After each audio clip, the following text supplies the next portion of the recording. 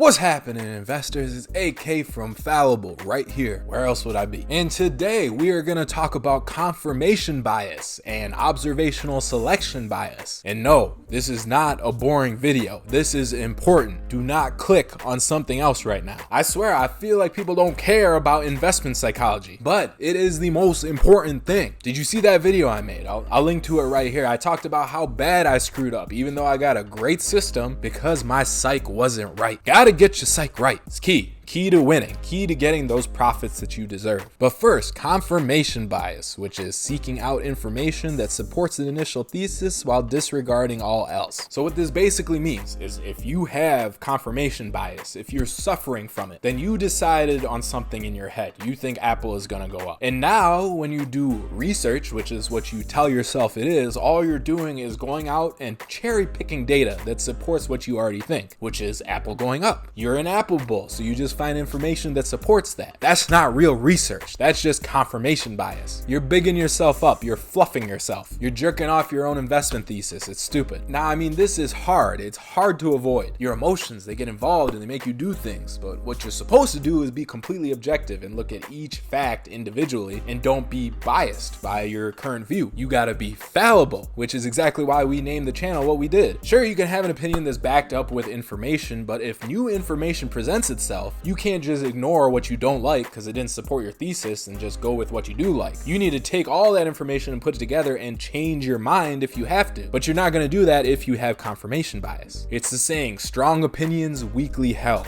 And if you want an example of confirmation bias in its finest, actually most ugly form, look no further than the Tesla Q crowd. Oh God, you will find these insane people on Twitter, and it's called Tesla Q because the Q is for bankruptcy. Any ticker with Q on the end of it is a company going through bankruptcy proceedings. So by saying Tesla Q, they're saying, oh, Tesla is going to zero. Basically, they're Tesla bears. And if you thought alt-right conservative Alex Jones worshippers were the worst thing on the internet, no, Tesla Q is the worst group of people. This guy has it right. Honestly, at this point, I'm not sure if I care so much if Tesla goes up as much as I want Tesla Q to be gone for good. I've never seen a shittier group of people anywhere on the internet. And these guys are just insane bears that have gotten to the point where they're putting together conspiracy theories. So they'll have one of their guys go out to a lot full of Teslas, right, that haven't been sold yet, and they might see a crack on one windshield. So they'll start taking pictures with drones and stuff and launch it out onto Twitter, and everyone will be like, this is evidence that Elon Musk is a fraud and Tesla is going to zero. You'll have guys tweeting stuff like, oh, hashtag Tesla Q. I just saw 2 black Teslas roll by, one after another. Deja vu. This is a terrible omen. And did I mention it was raining? God, Tesla is a fraud. It's going to zero. This proves it. But these guys are like extreme confirmation bias.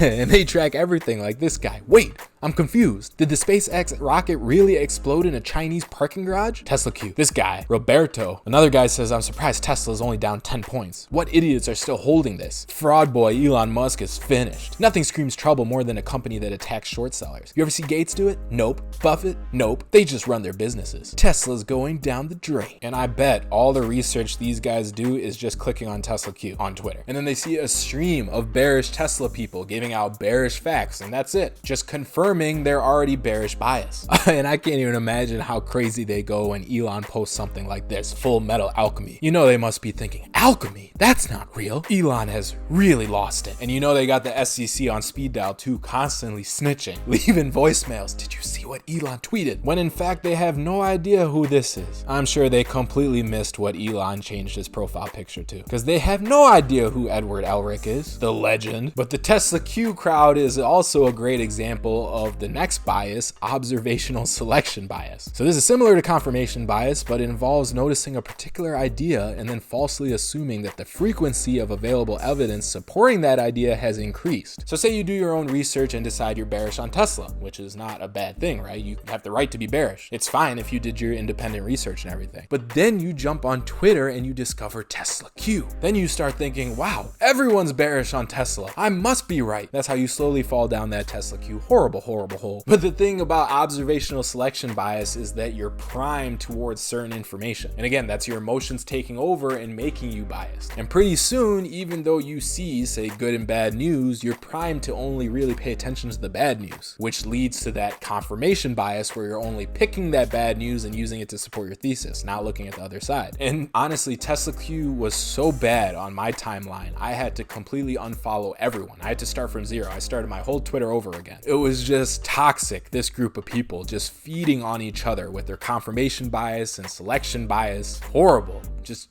ruined Twitter for me. And this is really kind of one of the dangers of the internet, where we could all find our little tribes and go off into a little corner of the internet where we almost become radicalized, like these Tesla Q people. Their biases strengthen because it's like an echo chamber. And you got a weird mob mentality going on with no one actually objectively evaluating something. And I mean, Tesla Q, that's an extreme example. But a simple example that I wrote in this article was solar stocks. Say you were bullish on them, and then all of a sudden you start to notice a huge increase in news stories and data that support your bullish argument. That makes you even more confident in your thesis. Well, the reality is that there's probably not more stories coming out about solar technology. It's just that now, because you have a position, you're more primed to look at that information and notice it. So it's once again something you need to fight against. Now, this selection bias actually happens to me a lot, but in business. So I'll figure out an idea through something I'm working on, right? Like a new way to approach YouTube. And then all of a sudden, as that thing clicks for me, I start seeing all this evidence coming out to support what I was thinking in the first place. Now, I'm sure there's not actually new evidence coming out. I think it's just that I developed a new frame, a new way to look at things. So when I'm going over the same stuff that I saw before, it's reading differently to me. The same way where if you read a good book 5 years ago, if you read that same book today, you're gonna pull a lot of different stuff out of it than you did before, because you have 5 years of experience in that time, right? So I'm primed a certain way and see things a certain way because of my bias. Now in business, that has actually worked out pretty well for me, but it's really bad when it comes to research in the markets. And because I'm susceptible to it, one of the ways I got rid of it was just by switching to systematic trading, because then I don't have to worry about researching a particular individual stock. I just use my momentum system, which is just measuring momentum completely objectively. And it's hard to be biased when you're looking at a list of numbers, right? When they're ranked, which has the highest versus the lowest momentum. And I invest based off that, no biases involved. And I talk more about that system in this video that I'll link to right here. It's really helped me with this problem I have with selection bias, because that's probably my biggest psychological bias out of all the biases we've gone over. And again, the solution to both confirmation and selection bias is to stay fallible. You got to be able to take outside information and change what you think. So have a strong opinion, but be ready to get rid of it as soon as something tells you that it's not correct. Don't hold on. And like I said, selection bias is probably the one I struggle with the most, but there's a lot of other biases that we've covered too. If you want to see that whole playlist of what these biases are and how to overcome them, then click this link right here. You can go to that playlist, watch all those videos. And if you want more videos on investment psychology, then subscribe to this channel and hit that notification bell so you get an email notification when they come out. Like I said, this stuff is really important. We publish videos every single day, 7 days a week. So definitely come hang out with us, watch some stuff, laugh, comment down below, smash like, and subscribe. So I will see you in the next video.